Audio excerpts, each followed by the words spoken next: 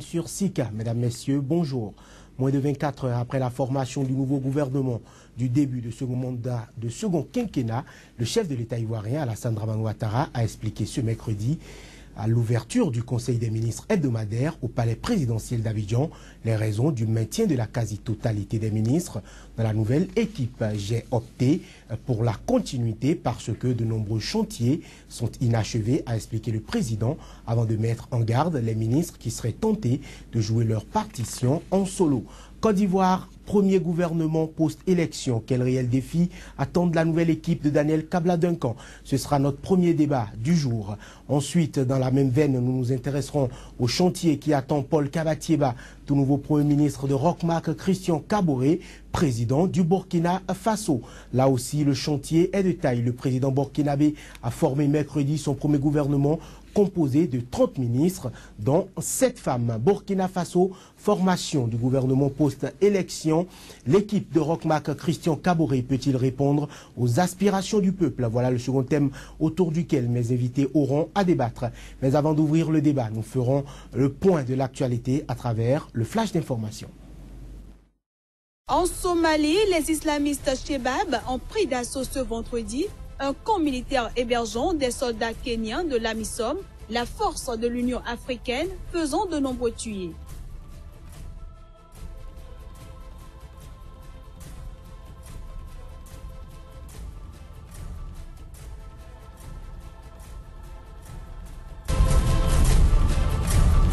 Quelques heures après la proclamation officielle de la fin de l'épidémie en Afrique de l'Ouest, un nouveau cas d'Ebola a été confirmé en Sierra Leone, pays qui était sorti de l'épidémie depuis le 7 novembre.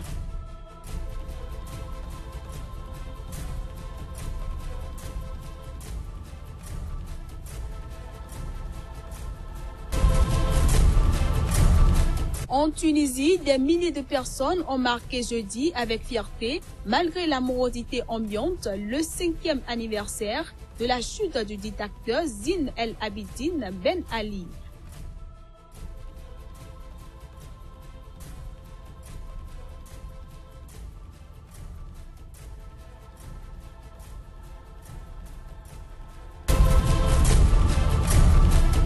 Mesdames, Messieurs, je l'annonçais tantôt, le nouveau gouvernement formé par le Premier ministre de Côte d'Ivoire, Daniel Kabla-Duncan, à la demande du président Alassane Ouattara, fait une place plus large aux femmes, mais sans introduire de changements majeurs. C'est du moins ce qui ressort de sa composition annoncée par la présidence mardi dernier. Faisons le point de la nouvelle équipe à travers cet élément de la rédaction.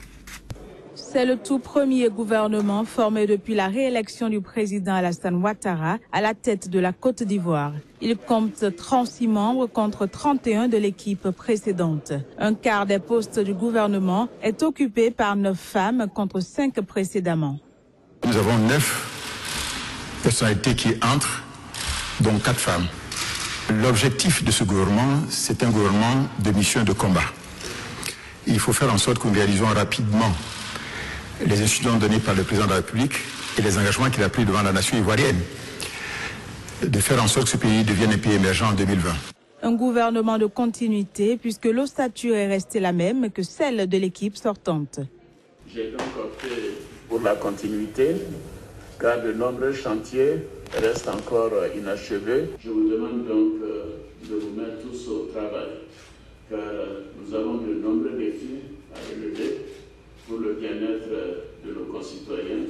À travers cette nouvelle équipe, le président Alassane Ouattara entend œuvrer pour une meilleure redistribution des richesses et lutter contre le chômage des jeunes. Faire de la Côte d'Ivoire un pays émergent, mais aussi s'atteler à la construction d'une Côte d'Ivoire nouvelle en vue de renforcer le processus de réconciliation. Telle est donc la lourde tâche qui incombe à cette nouvelle équipe qui vient de prendre officiellement fonction. Côte d'Ivoire, premier gouvernement post-élection. Quel réel défi attend la nouvelle équipe de Daniel Kabla-Duncan? Voilà le premier débat du jour qui s'installe juste après cet intermède.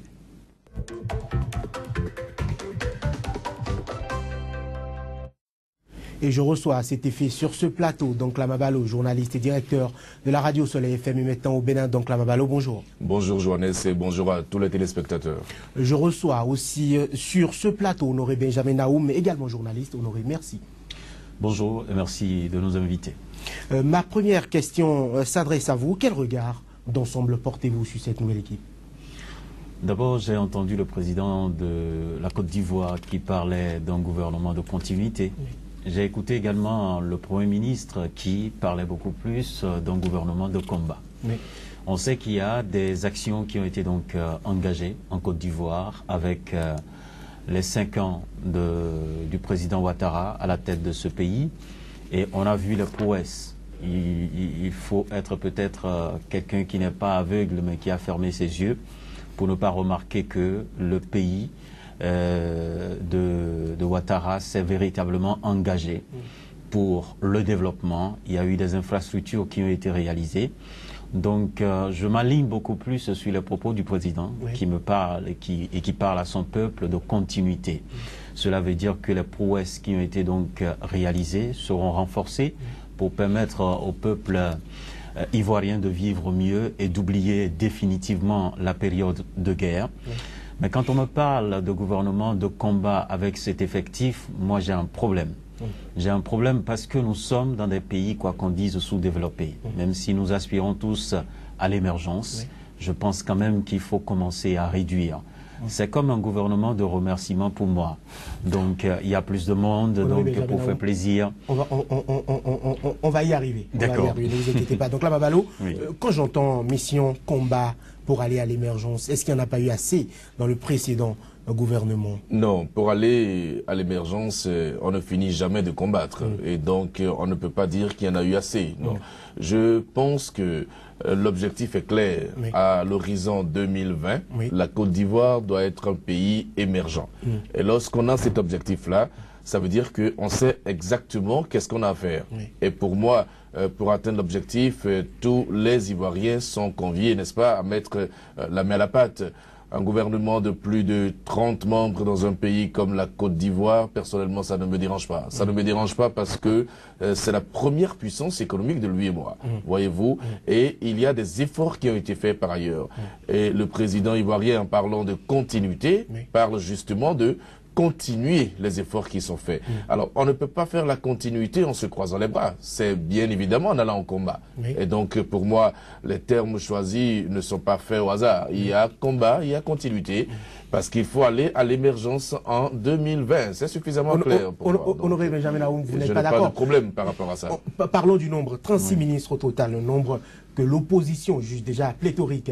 Mais c'est normal. Pour faire tourner ces départements ministériels, il faut de l'argent. Parce qu'un département ministériel, vous savez ce que ça concerne. Le ministre d'abord, le directeur de cabinet, le directeur adjoint de cabinet et tout ce qui tourne autour. La Côte d'Ivoire produit beaucoup de richesses. C'est pas là le problème. Donc, est-ce que c'est parce que vous êtes riche qu'il faut gaspiller des ressources? Je pense que non. Je pense que non. Donc, 36 ministres pour la Côte d'Ivoire, c'est trop, à mon humble avis. On peut faire moins que ça et continuer toujours à faire avancer la Côte d'Ivoire. Il y a eu beaucoup de gens qui ont soutenu le président de la République. Il est d'abord élu au premier tour. Donc il va falloir tout simplement gratifier les gens. Mais on ne peut pas continuer à évoluer comme ça dans les pays sous-développés. Vous pensez donc 30 que ministres pour de remerciements? De remerciements. Le président de la République a décidé de remercier certains acteurs politiques et surtout ceux qui peut-être l'ont déjà accompagné pour le premier mandat.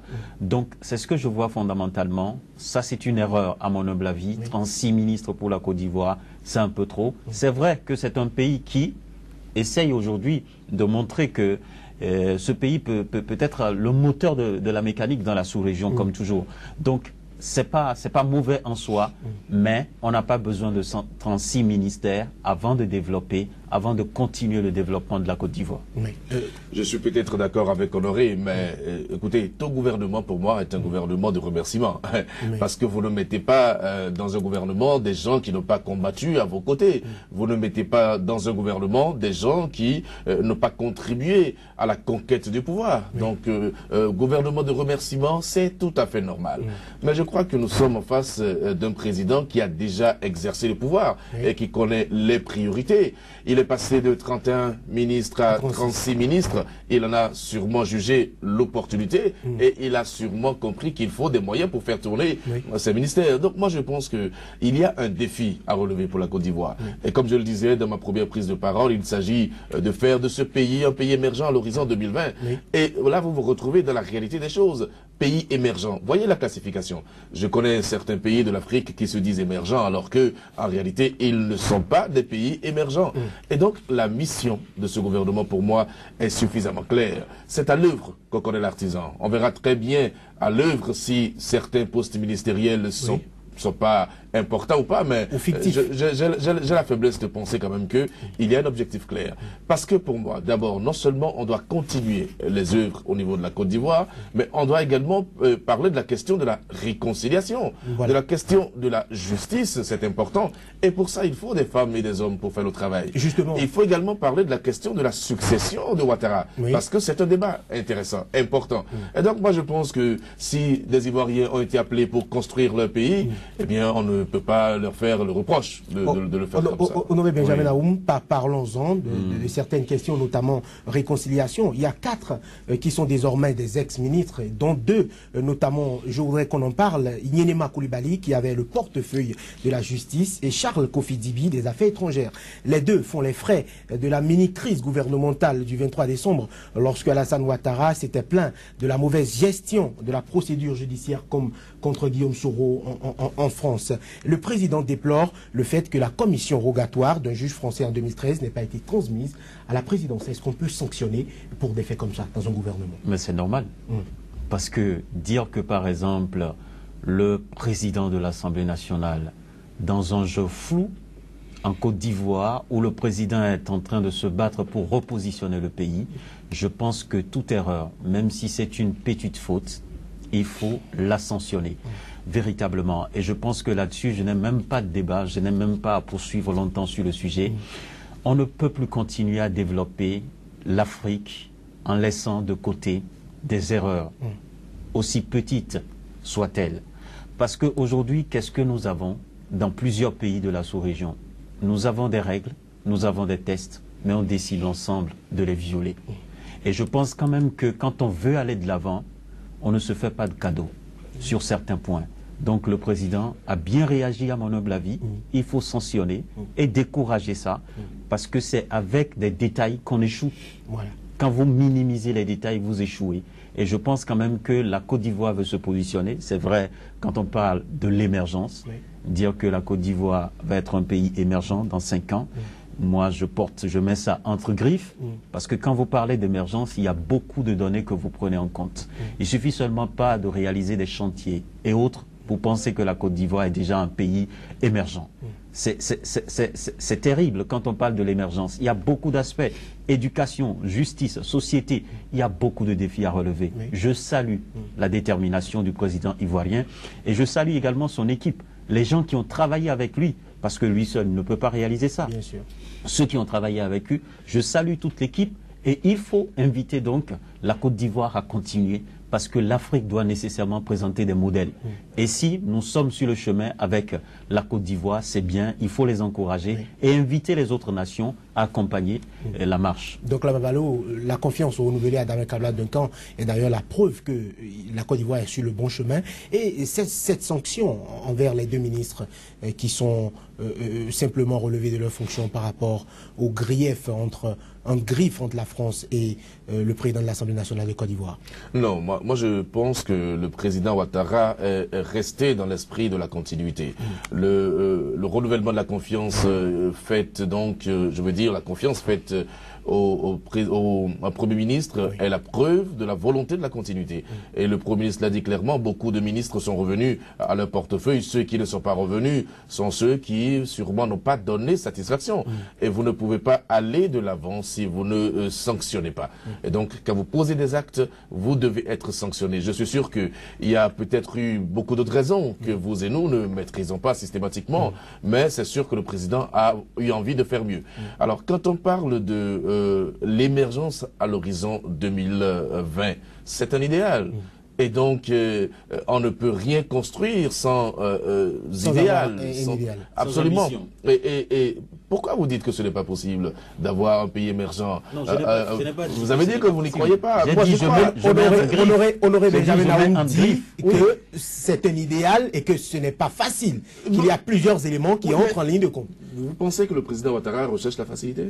Vous pensez que ceux qui contrôlent le pouvoir recherchent la facilité? Non, moi je ne pense pas que ceux-là recherchent la facilité. Mais il y a 10 ans, la Côte d'Ivoire était où? Faites le point. Il y a 10 ans, la Côte d'Ivoire était un pays non fréquentable. La Côte d'Ivoire était dans l'insécurité judiciaire, juridique, sociale et tout le reste. Mais 10 ans après... Et tout ça n'est pas encore réglé. Oui, mais la Côte d'Ivoire fait un bond énorme que beaucoup de pays africains n'arrivent pas à faire. Et donc, à partir de cet instant, je pense qu'il y a dans ce pays des gens qui aiment leur pays. J'ai toujours dit, et là je continue de le dire, que la première condition pour aller au développement dans un pays, c'est le patriotisme. Lorsque vous n'aimez pas votre pays, vous ne pouvez pas faire certains efforts pour le pays. Et je crois qu'en Côte d'Ivoire, les gens aiment leur pays.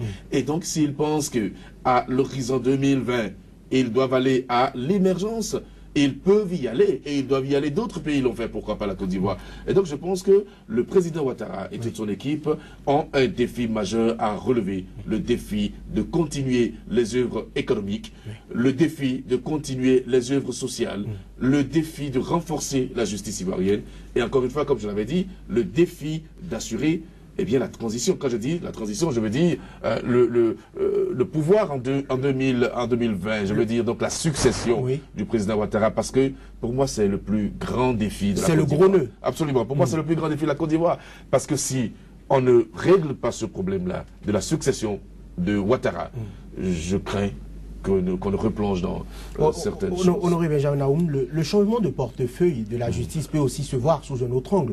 Ignelema Coulibaly est remplacé par Sanson Kabilé, ancien magistrat, qui était jusque-là secrétaire général du gouvernement. Est-ce que cela n'est peut-être pas pour redorer le blason quant au chantier de la cohésion nationale, le fait de changer de tête à ce ministère? On peut prendre ça comme un bon signal.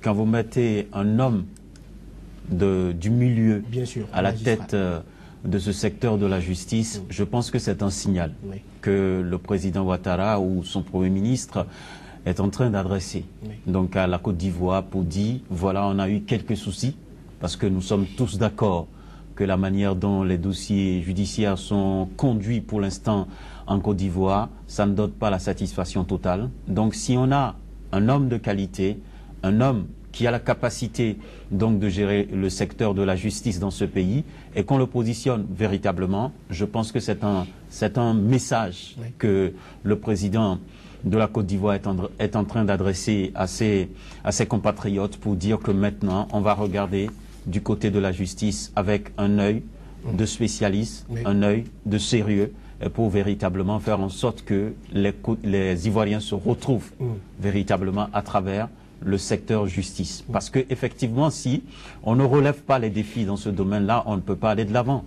Parce que quand vous vivez dans un pays où il y a des conflits qui sont mal réglés, quand la justice tranche et qui, au lieu d'apporter la paix, apporte beaucoup plus la colère, la rage de certaines couches de la société, ça ne peut pas permettre l'équilibre. Donc je pense quand même que si celui qui est retenu aujourd'hui, celui qui a été choisi pour diriger le secteur de la justice, s'il peut apporter sa touche en tant que magistrat pour bien conduire le secteur de la justice, je pense que c'est bien pour la Côte d'Ivoire. Donc, Mabalo, votre avis sur la question de la réconciliation? Non, c'est une question fondamentale. Et je suis sûr que le président ivoirien, M. Ouattara, sait très bien que la question de la réconciliation est une question qui peut solidifier les bases du développement de la Côte d'Ivoire. C'est le ciment même du développement d'une nation. Vous savez très bien, je ne vous rappelle pas tout ce qu'il y a eu comme crise au niveau de la Côte d'Ivoire. Je ne sais même pas si aujourd'hui on a pu régler jusqu'à présent la question du désarmement. Ce sont des questions réelles. Donc on ne peut pas diriger un peuple qui ne s'est pas réconcilié avec lui-même. Donc je suis sûr que c'est un chantier très important. Alors ce qui m'intéresse moi par contre, c'est la participation des femmes à ce gouvernement. Vous avez un gouvernement de 36 membres, vous y avez 9 femmes. C'est pas très reluisant, c'est vrai, mais il faut que les femmes se battent. Parce que un quart, c'est pas rien. Non, c'est pas rien, mais on peut plus. On voit ailleurs où on peut plus. Il n'y a pas autant. Vous voulez faire une comparaison avec ce qui est mauvais? Moi, je ne vais pas faire une comparaison avec ce qui est mauvais. Je vais faire une comparaison avec ce qui est idéal. Et je pense que le président Ouattara et son premier ministre gagneraient à faire encore plus confiance à la gente féminine. Parce que quand vous parlez de réconciliation, les femmes peuvent jouer un rôle important dans la réconciliation. Parce que ce sont des femmes, ce sont des mères de famille. Il y a une fibre sentimentale sur laquelle elles peuvent jouer mieux que vous et moi. Nous sommes des hommes et des fois nous sommes tranchés sur certaines positions. Non, je suis pour que les femmes soient promues, mais pas dans le sens de leur faire plaisir. Non, pas dans le sens, mais dans le sens de reconnaître le mérite et de les positionner à un certain niveau. Lorsque vous avez 36 ministres et que vous avez 9 femmes, je pense qu'on peut mieux. Je pense qu'on peut mieux. Ben, il y en avait 5 et il y a eu 4 nouveaux portefeuilles, donc il y a quand même avancé. Honoré Benjamin, on peut voilà, encore mieux. Honoré Benjamin Naoum, voilà, certaines sources ont notamment dit que le FPI allait faire son entrée au gouvernement. Finalement, ce n'est pas le cas. Est-ce que c'est un, comment voyez-vous, est-ce que c'est une erreur? Moi, je pense que ce n'est pas opportun. Ce n'est pas opportun. On connaît aujourd'hui la position tranchée du FPI. Donc moi, je ne souhaite même pas ça. Mais Pascal Affi-N'Guesson a quand même été un peu pacifiste, on ne l'a pas vu. Oui, même s'il est modéré, même s'il est modéré, même s'il a un discours acceptable par la mouvance présidentielle, ce n'est pas une raison. Je pense que il y a des gens qui ont travaillé aux côtés de Alassane Ouattara. Ils ont gagné le pouvoir.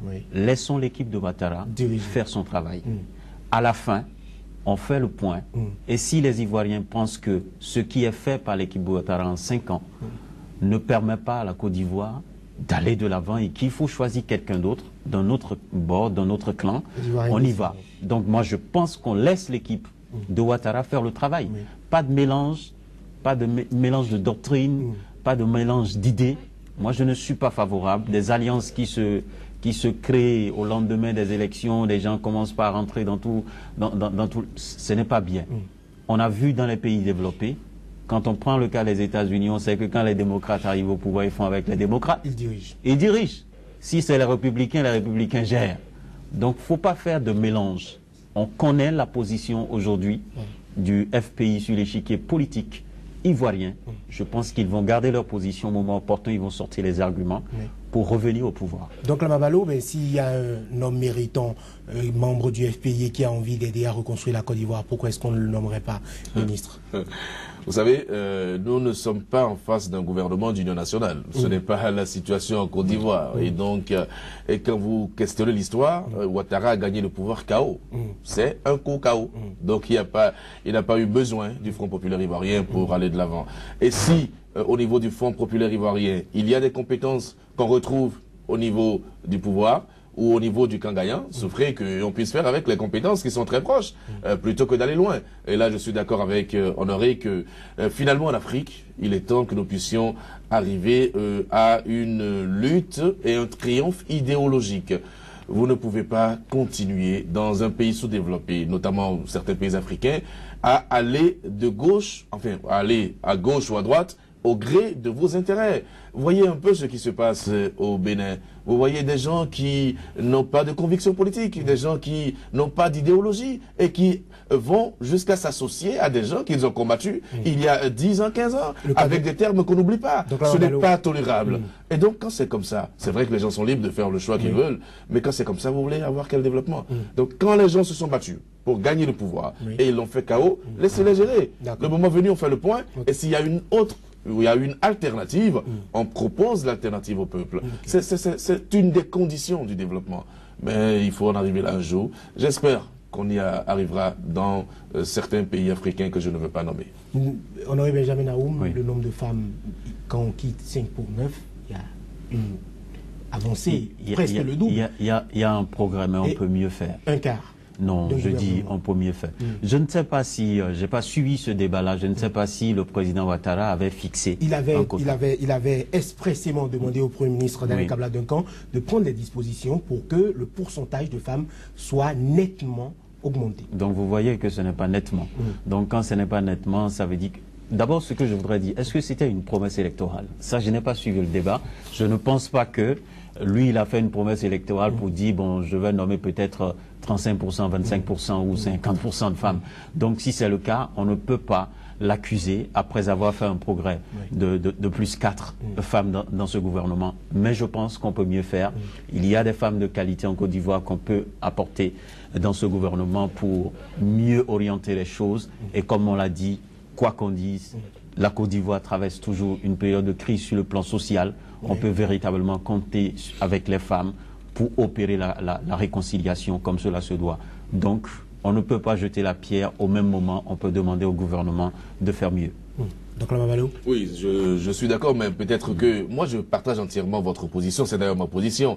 Mais le Premier ministre peut dire passer de 5 à 9, c'est bien nettement. C'est nettement, il l'a fait. Et donc si on lui demande de le faire nettement, il l'a fait nettement parce qu'il est passé de 5 à 9. C'est une proportion quand même non négligeable. Mais voyez-vous, le gouvernement même est passé de 31 à 36. N'est-ce pas? 36, n'est-ce pas? Oui. Et donc 5 en plus. Oui. Donc peut-être que c'est les femmes qui ont eu une bonne portion en ayant 4 en plus, mais on peut mieux faire. C'est tout. Le plaidoyer que nous faisons, c'est le plaidoyer de mieux faire. Voilà. Ok. Nous allons parler rapidement, si vous voulez bien, de la question de la succession d'Alassane Dramane Ouattara. Selon vous, dans le paysage politique actuel en Côte d'Ivoire, qui voyez-vous pour ne serait-ce que reprendre le flambeau et assurer quand on sait que... Vous savez, personnellement, quand le débat a été lancé sur le président de l'Assemblée nationale, je me suis dit, est-ce que ce n'est pas un coup qui a été préparé pour le disqualifier? Voilà. Parce que tout le monde, on se pose la question et on se dit, bon, qui va prendre le pouvoir après Ouattara, probablement le président actuel de l'Assemblée nationale. Les deux hommes ont travaillé à un moment donné pour remettre la Côte d'Ivoire sur les rails. Mais fondamentalement, je pense que la bataille sera très dure pour le président de l'Assemblée nationale, donc pour succéder à Ouattara. Je ne sais pas ce que pense Ouattara pour l'instant, mais je pense que nous sommes au début et qu'on peut prendre du temps, au moins dans 2 ou 3 ans, à 2 ans de l'élection. Je pense qu'on peut ouvrir ce débat-là en Côte d'Ivoire, mais ce n'est pas seulement dans le rang de la majorité présidentielle qu'on peut trouver des hommes de qualité pour conduire la Côte d'Ivoire. On peut trouver un homme de qualité au niveau du FPI pour reprendre le pouvoir après. Donc l'essentiel, qu'est-ce qu'on a comme ambition? Qu'est-ce qu'on veut faire de la Côte d'Ivoire? Si, comme donc l'a signifié tout à l'heure, il y a des patriotes dans ce pays, donc c'est partout. Il faut juste trouver la pelle rare et confier le pays à cette pelle rare-là. Donc, Lamabalo, Soro Guillaume Kigbafouri. Non, ce débat a commencé. Hein. Il a commencé même si il n'a pas commencé officiellement. Ce n'est pas possible d'attendre 2 ans encore pour faire ce débat. Il faut le faire maintenant. Mais lorsque vous posez la question à M. Guillaume Soro, et on l'a déjà fait ici une fois au Bénin, il vous dira que 2020, c'est encore loin. Et que demain, il peut ne pas être là. Demain, il y a certains présidents, il a même donné des exemples de présidents qui, un an avant, étaient présidents, mais après, n'étaient plus présidents ou n'étaient même plus vivants. Et donc, 2020, c'est vrai que c'est loin. Mais on fait le débat parce qu'il est important. Si la Côte d'Ivoire rate ce virage-là, ça va être très grave. Alors, le président de l'Assemblée nationale, Guillaume Soro, vous connaissez ses ambitions. Ce n'est pas n'importe qui. Il a fait un combat en Côte d'Ivoire et donc il a une base. Il a même, je dirais, une certaine puissance en Côte d'Ivoire. Maintenant, il y a le ministre d'État chargé de l'Intérieur, M. Bakayoko, que vous connaissez très bien, qui aurait aussi des ambitions. Il s'agira maintenant pour le président Ouattara de préparer sa succession. Moi, je pense qu'il a un rôle déterminant à jouer là-dedans. Parce que ce soit Guillaume Soro ou Bakayoko, ce sont ses filleuls. Et donc, il peut les écouter, il peut voir leurs ambitions, il peut arbitrer.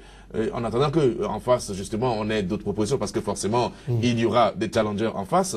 Mais le président Ouattara a donc un rôle prépondérant à jouer dans sa succession. En même temps que M. Henri Konan Bédié et tous ceux qui travaillent aujourd'hui au niveau du gouvernement, tout le monde a intérêt à ce que les œuvres du président Ouattara puissent être perpétuées. Et maintenant, si c'est la rupture, qui est rupture. Mais on ne peut pas refuser de faire ce débat-là. Parce que fuir ce débat, aujourd'hui, là, ce serait un faux fuyant. Le moment venu, c'est un débat difficile.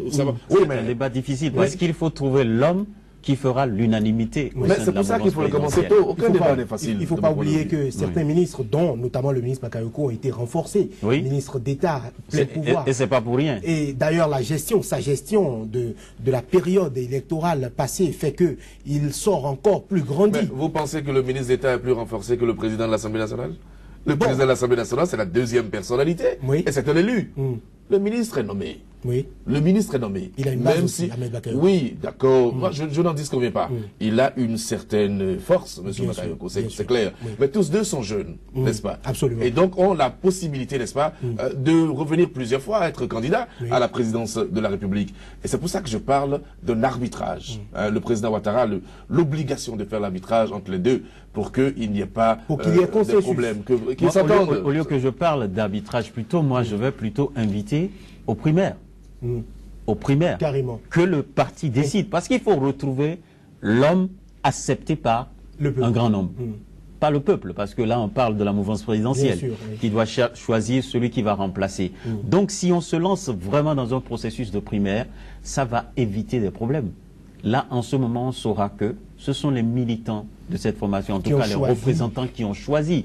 Parce que si on parle de consensus, très vite, vous allez voir quelqu'un qui va claquer la porte, parce qu'on connaît, on voit un peu l'appétit au niveau de ces acteurs-là qui gravitent autour du pouvoir aujourd'hui. Et je pense quand même qu'il y a un travail à faire. Si déjà la Côte d'Ivoire peut montrer également l'exemple dans ce domaine et réaliser cet exploit, faire des primaires et dégager quelqu'un que tout le monde accompagne, parce que ça va être le choix de la majorité. Mais quand vous parlez de primaire, vous êtes sûr que c'est la majorité? Vous savez comment les élections se passent? Même au moins quand même, on peut l'initier, on peut réussir. On fait un arbitrage, on fait un arbitrage et on dégage quelqu'un. Même en France, des primaires ont été truquées. Mais c'est clair, donc cette affaire de primaire pourrait même exacerber encore plus la tension. Parce que pour aller aux primaires, il faut faire valoir des arguments, il faut faire une campagne à l'interne, mais c'est normal, que les gens puissent voter. C'est la compétition. Le risque de trucage. Alors que si on fait asseoir les uns les autres et qu'on discute, on voit les intérêts, on soupèse les intérêts, il y a l'intérêt supérieur de la nation qui pour moi est l'intérêt le plus important. Non, mais là c'est l'intérêt de la mouvance présidentielle, c'est pas seulement l'intérêt. Monsieur va être le candidat de la mouvance. Messieurs, je suis dans le contexte africain. Donc Mamalo, on va continuer. Merci. Nous allons à présent nous intéresser au Burkina Faso. Le président Roch-Marc Christian Kaboré, élu fin novembre, a formé toujours mercredi un gouvernement de 30 ministres, dont cette fois-ci 7 femmes. Burkina Faso, formation du gouvernement post-élection. L'équipe de Roch-Marc Christian Kaboré peut-il répondre aux aspirations du peuple? Voilà notre second débat du jour. Avant d'en débattre, mesdames, messieurs, nous allons ensemble une fois faire le point de l'actualité. En Somalie, les islamistes Shebab ont pris d'assaut ce vendredi un camp militaire hébergeant des soldats kenyans de l'AMISOM, la force de l'Union africaine, faisant de nombreux tués.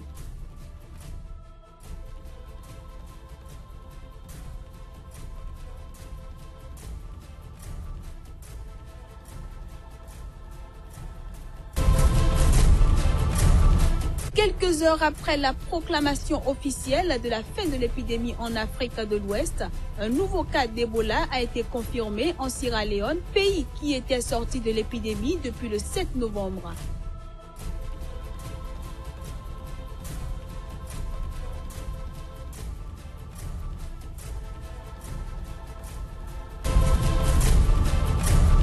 En Tunisie, des milliers de personnes ont marqué jeudi avec fierté, malgré la morosité ambiante, le 5e anniversaire de la chute du dictateur Zine El Abidine Ben Ali.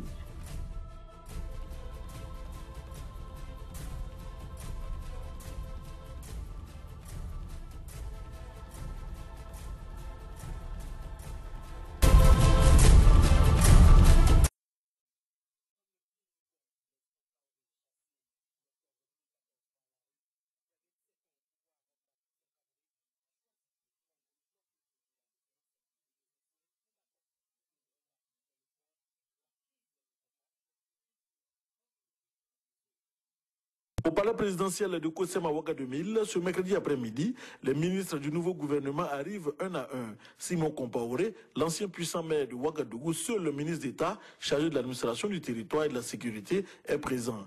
Il est 16 h, le gouvernement au grand complet prend place dans la salle du Conseil des ministres. Quelques minutes plus tard, ils sont mis en confiance par le Premier ministre Paul Kabatieba, suivi ensuite du président Roch Marc Christian Kaboré. C'est l'heure de la première prise de contact du premier gouvernement post-transition.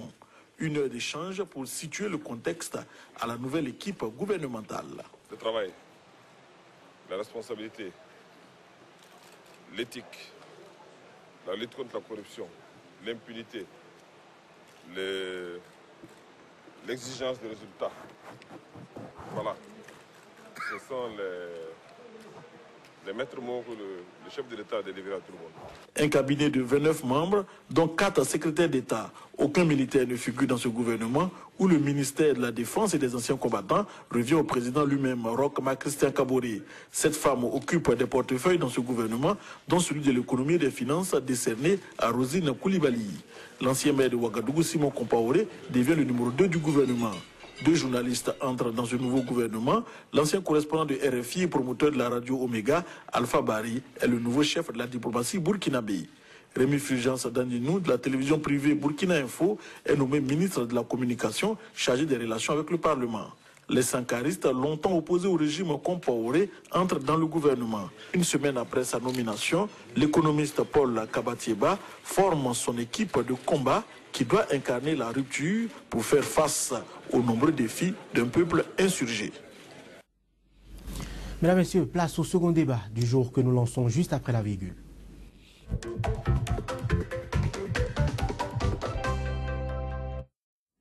Donc la Mabalo, Roch Marc Christian Kaboré qui conserve le portefeuille de la défense et des anciens combattants comme Blaise Compaoré avant lui. Oui, c'est pas le même contexte. D'abord, moi, je me réjouis de l'évolution de la situation au Burkina Faso. La Côte d'Ivoire et le Burkina Faso, ce sont 2 républiques sœurs. Mais nous sommes dans différents contextes. En Côte d'Ivoire, il s'agit de continuité. Mais au Burkina Faso, il s'agit de rupture. Mais là, nous avons dans les 2 pays le même terme. Donc, il s'agit de gouvernement de combat. Et donc, il y a des défis à relever. Je crois que si j'étais à la place du président burkinabé, j'aurais gardé aussi le portefeuille de la défense et des anciens combattants. Parce que tous les problèmes que le Burkina Faso a eu récemment sont des problèmes militaires. Et pour régler ces problèmes-là, il faut surtout un homme de poigne, quelqu'un qui détient une certaine légitimité et une certaine responsabilité. Et jusqu'à preuve du contraire, c'est encore le président de la République. Il fait bien de vouloir contrôler ces 2 portefeuilles-là et surtout d'aller de l'avant dans le règlement de la crise qu'il y a au sein de l'armée. Parce que si on n'aplanit pas les difficultés dans l'armée, on ne réussira rien du tout au Burkina Faso. Les militaires burkinabés sont ce qu'ils sont et vous le savez très bien. Honoré Benjamin Naoum, réforme de l'armée, préoccupation majeure pour le président? C'est un signal, tout simplement. Si le président même garde ce portefeuille, c'est pour dire que, véritablement, j'ai du boulot à faire, parce qu'il faut concilier les gens. Au sein de l'armée, il y a un clivage pas possible. Je pense que c'est un dossier qu'il faut régler à tête reposée, et je pense que le président peut véritablement se concentrer sur ce qui se passe au niveau de l'armée et réformer les choses avant de remettre le portefeuille à quelqu'un d'autre. Il peut même, pendant 5 ans, garder ce portefeuille et agir véritablement pour donner une autre visibilité à l'armée, parce qu'on avait vu l'armée dans un rôle aux côtés de l'ancien chef d'État qui a été donc déchu dans ce pays. Je pense quand même qu'il y a un travail à faire et il faut l'encourager. Mais maintenant, ajouter ancien combattant à ça, c'est ça que je ne comprends pas. C'est le ministère de la Défense, point final. Ancien combattant, je ne sais pas quel objectif on veut poursuivre à ce niveau. Non, attendez, on ne peut pas enterrer les anciens combattants pendant je n'ai pas demandé de les enterrer. Ils vivent encore. Pour moi, c'est aucun problème, Honoré, parce que les anciens combattants, ce sont des gens de l'armée aussi. Et ils ont combattu. Et non seulement ils ont combattu, il y a des revendications sociales par rapport à la situation des anciens combattants. Et le président peut décider de prendre la responsabilité de régler ça. On peut créer une direction pour ça. Lorsque le président lui-même prend certains dossiers en charge, il y a une certaine confiance qui règne. Et vous ne savez pas, les anciens combattants ont peut-être encore une influence sur l'armée, sur les militaires qui sont jeunes et qui sont là. Et donc peut-être qu'ils sont très bien écoutés de ces militaires. Raison pour laquelle il faut faire la rupture. Il faut valoriser les anciens combattants. Et donc ministère de la Défense et des anciens combattants, moi je n'ai aucun problème avec ça. Ça ne me dérange pas du tout. C'est juste un décret pour régler le problème des anciens combattants. Non, ce n'est pas si simple que ça. C'est peut-être un décret, mais il y a une nécessité, n'est-ce pas, de mettre aussi les anciens combattants en confiance. Et donc, pour moi, honnêtement, ça ne me dérange pas. L'essentiel, c'est qu'on puisse réformer profondément l'armée pour qu'elle n'intervienne plus dans la vie démocratique du Burkina Faso au point de mettre tout le monde en danger, comme ça a été le cas par ailleurs. Parce que, comme je vous l'ai dit, les militaires ont joué un rôle trop important dans la situation au Burkina Faso. Les militaires ont amené le Burkina Faso et toute l'Afrique dans une situation d'incertitude, parce que personne ne pouvait savoir de quoi demain était fait, surtout lorsque les militaires géraient la situation au Burkina Faso. C'est pour ça que je suis encore une fois d'accord avec le président Kaboré. Quand il ne met pas de militaires dans son gouvernement, ça veut dire qu'il a fait le choix de la rupture. Il a fait le choix de la rupture. L'armée doit retourner dans les casernes. Oui. On va évoluer. Le Premier ministre, on va d'abord parler de son profil. Paul Kabatieba, c'est un économiste ancien de la Banque centrale des États de l'Afrique de l'Ouest. Il parle de gouvernement, de patriotisme. Qu'est-ce qu'il met dans... Non, pour ça, maman, j'ai pas d'inquiétude. On n'a même pas besoin d'utiliser cette expression parce qu'on sait que le Burkina Faso nous a véritablement, en tout cas pour ma part, m'a véritablement séduit. On a vu des hommes engagés pour le développement de leur pays, sorti d'abord le pays des griffes de Compaoré. Ça a été donc une réussite. Il y a eu des mésententes à un moment donné au cours de la transition, mais ils ont su rattraper les choses. Et je pense quand même que les patriotes, on peut en compter plusieurs au Burkina Faso, et ils seront travaillés pour relever véritablement. D'abord, ce n'est pas un pays où le développement est à un niveau si bas, même avec Compaoré. On a posé des actes. Donc je pense quand même que ce pays pourra mieux se positionner en comptant sur ses fils. Donc là, Mabalo, on va quand même parler un peu de cette jeunesse-là. Plus de 70% de la population est jeune et plus de 40% en dessous du seuil de pauvreté. Qu'est-ce que l'économiste doit faire avec son équipe pour ne serait-ce qu'impulser rapidement une relève dans ce pays? En fait, le tableau n'est pas particulier au Burkina Faso. Vous voyez un peu l'Afrique, surtout dans la région ouest africaine, la population est très jeune. Mais il y a ce niveau de seuil de pauvreté parce que les problèmes d'emploi se posent. Et il ne s'agira pas pour l'économiste de venir développer des théories économiques de création d'emplois. Il s'agit ici d'être pragmatique et donc d'aller sur le terrain de l'action et de redonner confiance à la jeunesse du Burkina Faso. C'est une jeunesse qui ne veut que travailler. Alors moi je pense que l'économiste en question dont vous parlez a le défi de l'emploi des jeunes. Le défi de l'emploi des jeunes, pour moi, ce n'est pas l'emploi précaire, ce n'est pas de l'emploi non prévu, mais c'est surtout que il faut donner les moyens au secteur privé pour créer l'emploi. Parce que, encore une fois, je le dis, ce n'est pas l'État qui crée l'emploi. L'État crée le cadre et donc permet au privé, n'est-ce pas, de créer la richesse, de créer l'emploi. Et en tant qu'économiste, il le sait très bien. Donc il a ce rôle fondamental à jouer de mon point de vue. Et je constate que dans le gouvernement de M. Marc-Christian Kaboré, il y a quand même des jeunes. J'ai vu, même si certains sont croulants, et je ne vais pas donner de nom, mais il y a quand même des jeunes qui sont là, qui peuvent aider le Premier ministre à atteindre l'objectif et donc de faire la promotion de la jeunesse. Voilà, pour moi c'est important. Ils savent ce qu'ils ont à faire, ils ont l'état des lieux, et ils ont le niveau intellectuel de discernement, ils doivent maintenant poser des actes. Des actes. Honoré Benjamin Aoum, on parle, pourquoi pas, de personnes d'un âge avancé. L'ancien maire de Ouagadougou, pendant 17 ans, Simon Compaoré sera le numéro 2 du gouvernement avec le portefeuille de l'administration territoriale et de la sécurité intérieure. N'y a-t-il quand même pas là un parfum de déjà-vu avec cette vieille classe politique? Je pense aussi au président de l'Assemblée, Salif Diallo.